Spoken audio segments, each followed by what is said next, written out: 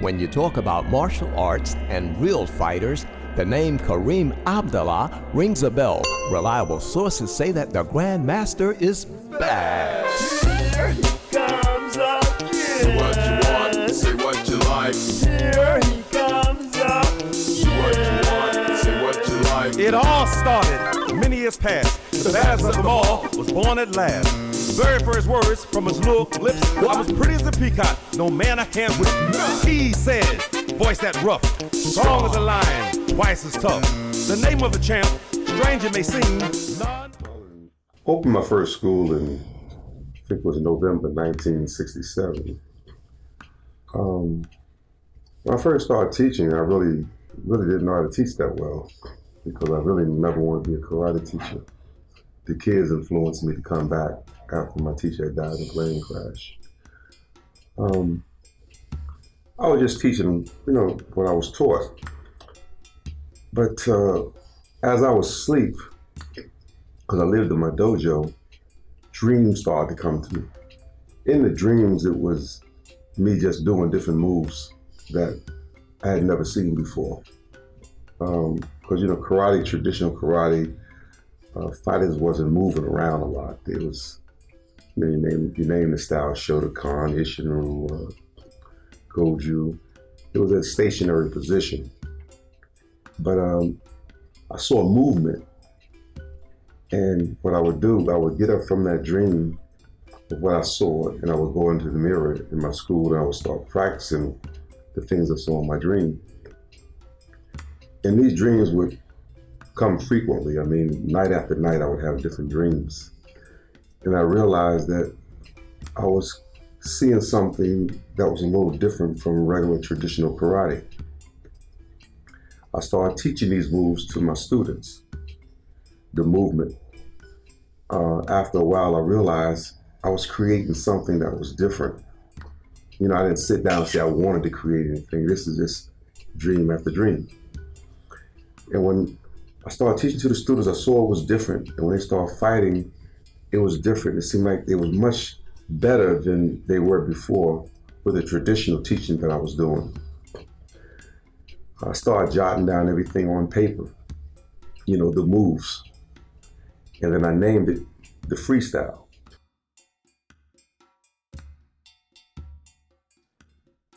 The year was 1963.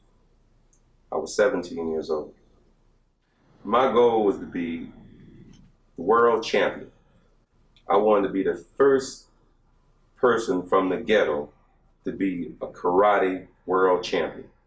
In order to be champion, I knew you had to be a particular person, you had to do particular things. I knew I had to make sacrifices like nobody else can make sacrifices. So when all the guys used to go to the parties and run around with all the girls, I knew I couldn't do that because I knew that it would deter me from my goal. So my goal was to be champion, so I couldn't be like the regular guys. I had to live different. I had to eat different. I did everything different. I used to get up at 5 o'clock in the morning, 4:45, say a little prayer. I used to run around the projects around 30 times. In each corner of the project, see, people that never lived in the projects don't realize how dangerous it is to run around the projects, at least on Rose Street. Mm-hmm. So when you run around a project with the wall, you can't see who's on the other side. Somebody could be running, or a bike could be coming, or one of those crazy dogs could be coming. So you took chances. So every time I used to, make the curve to go around the corner, I used to make a karate sound. So I figured if somebody was coming, they would stop. Or be a little frightened. Hasatita was a great man to me. To me, he was a man of a man. He brought my life to another level. I was a regular guy until I met him. And then he taught me the art of karate. Then it was called self-defense. But it made me capable of whipping more than one man at one time. He was a ghetto guy, could beat 2 or 3 men at one time. He was a kind teacher, he was a strong teacher. He was a disciplinarian. I loved him for all those things.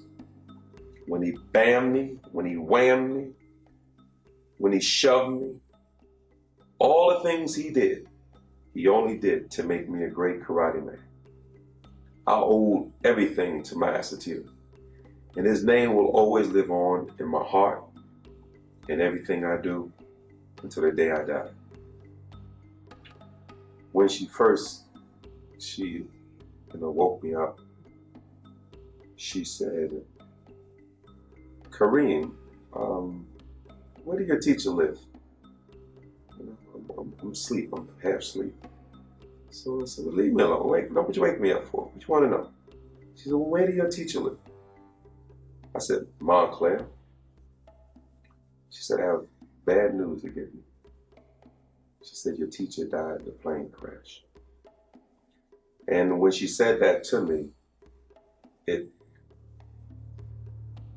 stopped me from, it stopped everything. I mean, I couldn't talk. I couldn't think about anything. I just sat there, and she showed me the newspaper. I didn't read it. Matter of fact, I just recently got the article to read it. And what can you say about the death of a person you love? And I remember even then at the age of 19, I couldn't say anything or do anything. I was just froze. I loved the man so much and he gave me so much. And it seemed like everything was gone, all my dreams was gone.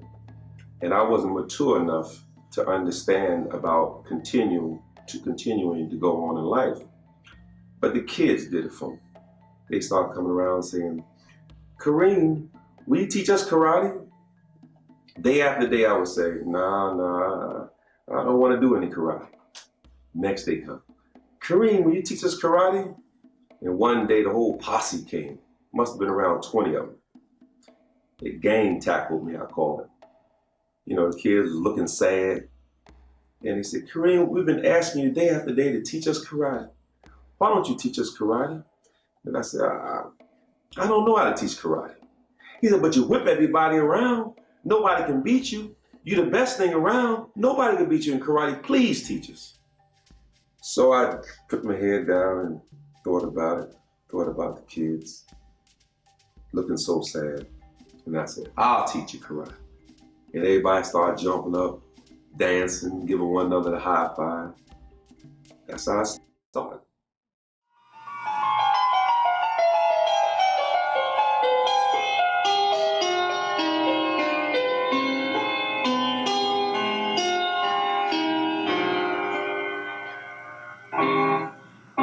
I've been so many places in my life and time.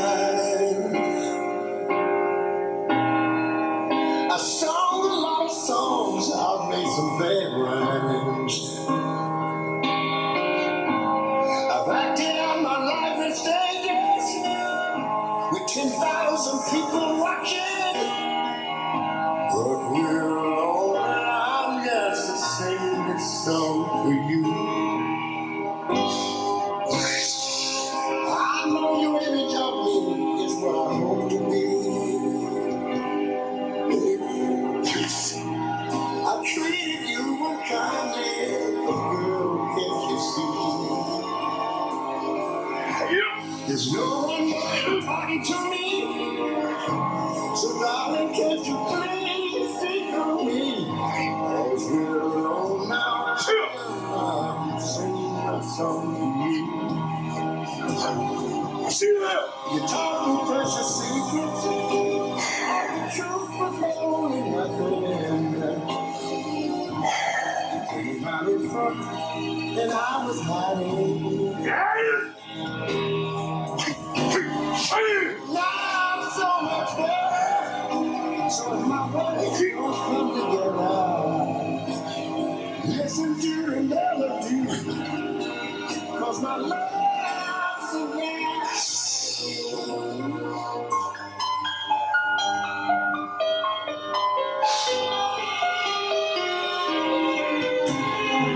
I love you in a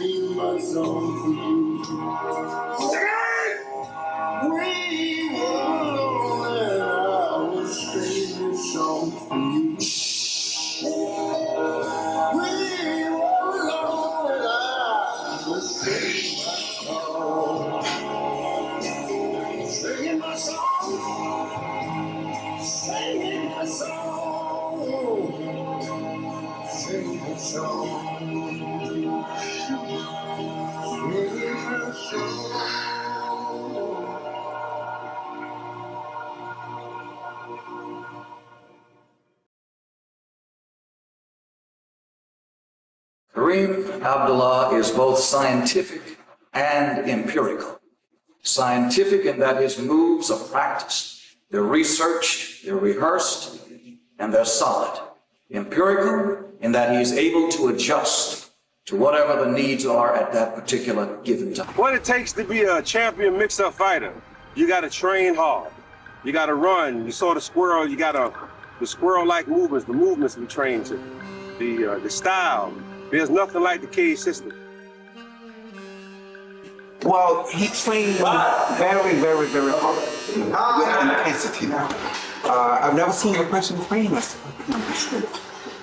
He's very, very sincere. He trained from the heart.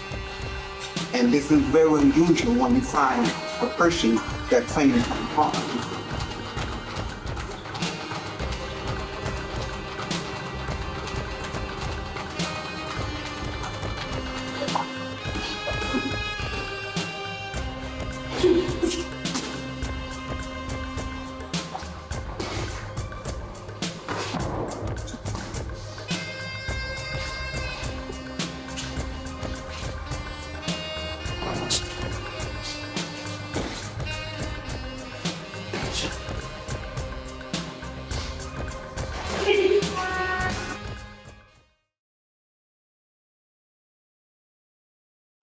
I am the director of the cage system, and I play a very intricate part in the exposure of the cage system. I'm involved in the promotion of the cage system, as well as any aspect that has to do with the public. I am involved. I've been around the cage system for approximately 20 years. In fact, the first time I encountered the cage system, there was a promotion at the YMCA downtown Newark. And I saw this poster and I've never seen anything like it before. And it was so interesting. So I made it a point that I came back that Saturday night to watch this demonstration, and I was completely enawed. And I have been enawed ever since that point.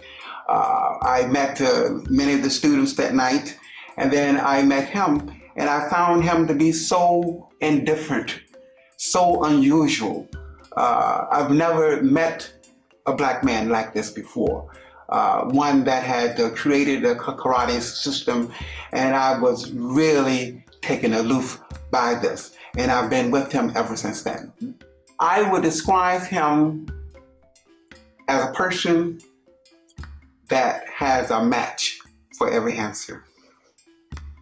I would describe him as a person who is poetic in motion.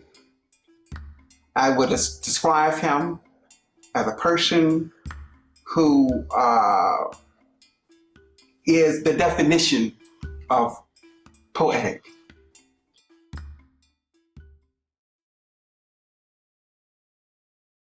The fight came about because I was very flamboyant. I made it my business for everybody in the country to know that I was the baddest karate man that ever walked the face of this country. Being a black man from the East Coast, of course, they didn't want to listen to me. But I kept talking, and I made a videotape of me training. And I knew some guys who wanted to go into boxing promotion. So I gave him the tape. I said, listen, you take this tape, if you get it to Don King's office, I bet you he'd be interested in me fighting for the karate championship of the world. At first, they didn't believe me. And then I said, just do it. Just do it for me. So the guys got together, right? Went to Don King's office. Before I knew it, they were saying, Don wants you to fight. He's going to get a fight for you, fighting somebody for the championship of the world. And it was the first time ever. So my mouth did it. Don't tell me that people talking about why a person shouldn't talk. You must talk. If you don't talk, you don't spread anything. Sometimes you can't wait for other people to talk for you. You have to talk for yourself. And that's how I got the championship, through my mouth. I trained rigorously for the fight.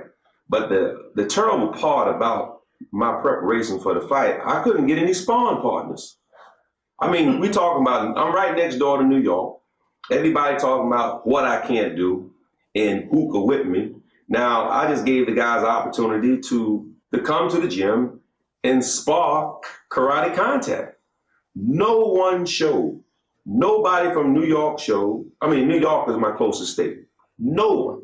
So I had to spar some of the students. Now, even if I don't say they're students, say if I just say spar some other men that I taught, they wasn't strong enough. I mean, I had to lighten up. I had to let them hit me and stuff like that. And when you're preparing for a championship, and the only thing you want to do is destroy your opponent, you can't be messing around. And that's what I did. I messed around and let students take shots at me and, back away. And when I had them hurt, I wouldn't take them out. And that's why I wasn't fully prepared for the fight, but I was in shape for the fight. Smith moving. Karriem ABdAllah still continuing to pressure the fight, even in the 11th round. This man is clearly a warrior. He has got a huge heart. He's still firing, continuing to try to corral Jeff Smith as Jeff Smith continues to move with amazing conditioning. Great. He's just as fresh now as he was in the first round, as you can see. He's still bouncing around, moving, not giving Karriem ABdAllah a target. I guess he's just posting to the end. Tremendous footwork, truly floating like a butterfly and stinging like a bee, a la Muhammad Ali. And this remarkable, hard straight left. Once again, finding Karriem ABdAllah coming towards him, hitting with a straight left as he comes in, and they covering up to block Karriem ABdAllah's shots. And a spin back fist there near the end. Still trying to knock him out. So Karriem ABdAllah still continues to pressure. It's close to the end of the fight now. And there it is. Down 11 hard round. The outcome of the fight, the outcome was Jeff Smith got a split decision. Now, many people misinterpret what a split decision is. Split decision is like 1 point. Like you got 50-50, 50-50, and 51-50. They gave him the championship fight by 1 point. But in the 11th round, I knocked him down. They called it a slip. I gave him 13 stitches. They took 6 rounds from me, said I didn't throw a sufficient amount of kicks. No, 7 rounds. I think they took 7. But they only should have taken like 4, because the other rounds, when we went over the videotape, we saw that I threw the correct amount of kicks. But they couldn't let this black man be the karate kick champion in those days. So they had to take the scorecards and say he didn't throw a certain amount of kicks, and they robbed me. Of course I wanted a rematch. I started training right afterwards, and I remember the time I was training, I was so fired up. I went to the phone sweating and called June Reed and said, June Reed, he got on the phone. I said, June Reed, I want him again. He's like, what'd you say, Karriem? I said, I want to fight again. I want a rematch. I'm going to knock him out this time. He said, no, never. Because, see, they knew if we would fight again, I would have stopped him. I would have stopped him within 3 or 4 rounds. No doubt about it. See, the first few rounds when I fought Jeff Smith, I was playing around. I let him take shots at me. And the reason for it, in those days, the promoter made money from advertisement. So they said, Karriem, the first 3 or 4 rounds, just mess around, because we want to get some airtime, advertising. The companies want to advertise their products. So I said, okay. So him throwing a kick, tapping me, man, didn't mean nothing. Him tapping me here, it hit me here, didn't mean nothing. But I was giving away precious rounds, and he had enough experience to avoid me. But it was a great fight. Jeff Smith was a great fighter. Before I fought him, he was knocking everybody out. Jeff Smith, if you look at the history of Jeff Smith, he was a champion, or the reigning champion for maybe 3 or 4 years. He was knocking everybody out within 3 rounds. This is what I heard later on. Jimmy the Greek said I wouldn't last 2 rounds because I didn't have prior kickboxing fights. See, all my fights were street fights and a real thing. But I wasn't worried about Jeff Smith knocking me out. You just don't knock Karriem ABdAllah out that easy. But it was a great fight, and even today, I would say that he was a great fighter, but I would have whipped him. And if we want to stage the fight again, and I'm saying it in the public, you see me saying it right now, I'll fight him again. And I'm 92 years old.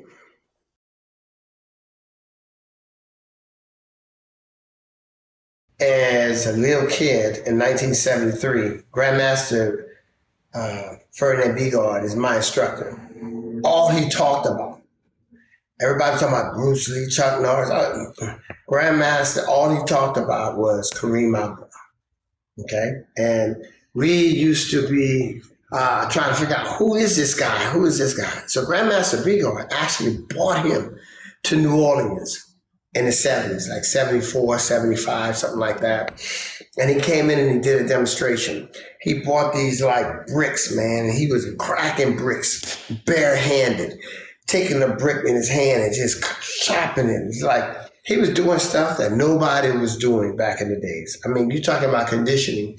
And then he did this whole seminar. We had like a karate tournament in the gym, and Karriem did a demonstration that just everybody, just a standing ovation, and it was just unbelievable.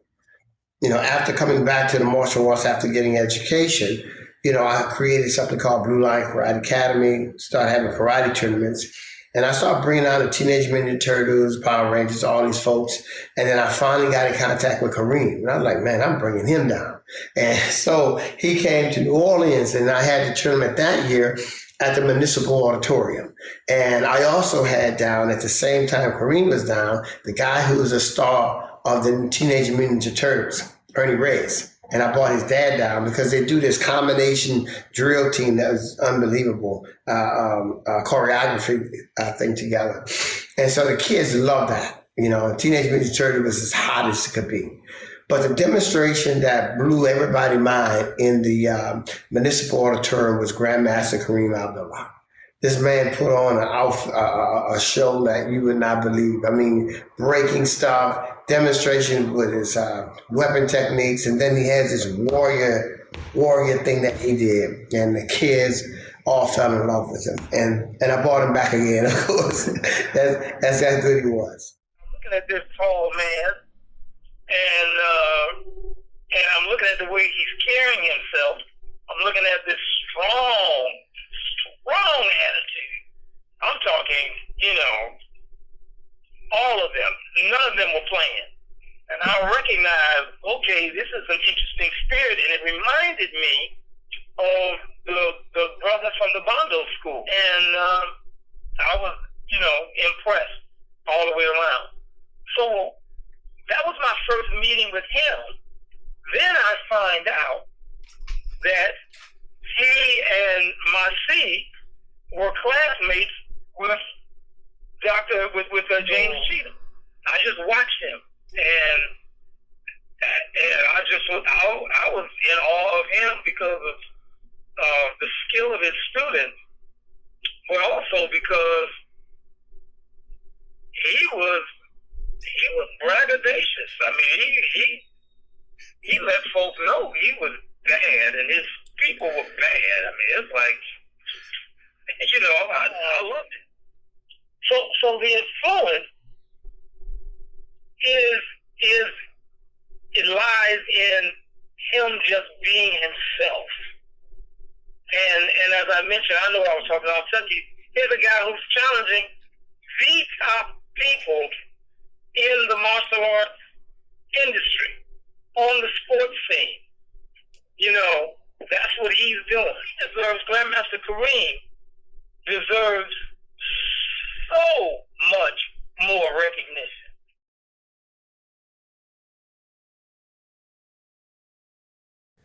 And the KA system is a created system.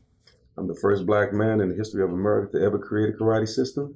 No one was training the music or doing katas the music. I started the whole thing. The greatest karate fighter I've ever known, none other than Karriem ABdAllah. You're looking at him right now.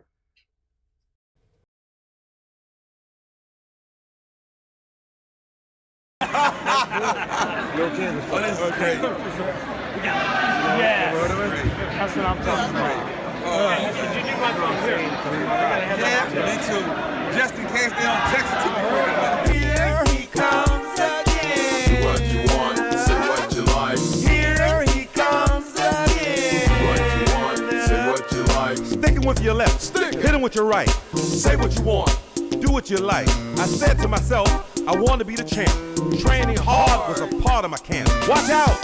Better watch I'm out. coming your way, picking you apart each and every day. Every day. KA is the system, all must see. Watch out! Look out! I'm gonna set you free. Here he comes again. Do what you want, say what you like. Here he comes again. Do what you want, say what you like. The freestyle, the standing style, the robot your way. Hitting hard each and every day. Say what you want, do what you like. Mess with me and I'll end this fight. How hookah is coming your way.